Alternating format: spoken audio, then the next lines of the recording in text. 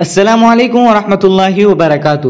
اہل جالنہ کو یہ اطلاع دیتے ہوئے بڑی خوشی و مسرت ہو رہی ہے کہ جمعیت علماء شہر جالنہ کے زیر اہتمام مسجد ریلوے اسٹیشن جالنہ میں ماہ رمضان المبارک کے آخری عشرے میں روزانہ 10:15 سے 11 بجے تک شہر کے علماء کرام کے اصلاحی بیانات ہوں گے۔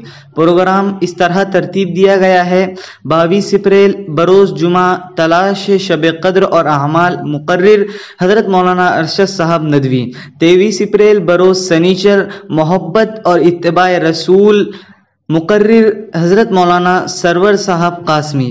24 اپریل بروز اتوار قرآن کریم کے حقوق، مقرر مفتی محمد سہیل صاحب نائیگاوی۔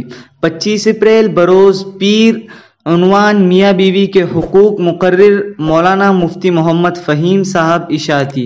26 اپریل بروز منگل، عنوان طلاق اور حلالہ کیا ہے، مقرر مولانا مفتی محمد صاحب اشاعتی۔ 27 اپریل بروز بدھ، عنوان اپنی اولاد کو ارتداد سے بچاؤ، مقرر حضرت مولانا مفتی عبدالرحمن صاحب نائیگاوی قاضی شریعت جالنہ۔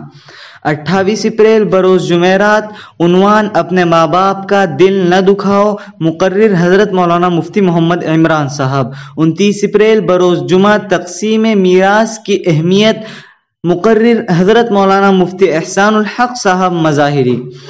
1 مئی بروز سنیچر، عنوان حالت حاضرہ پر، مقرر حضرت مولانا عبدالرؤوف صاحب ندوی۔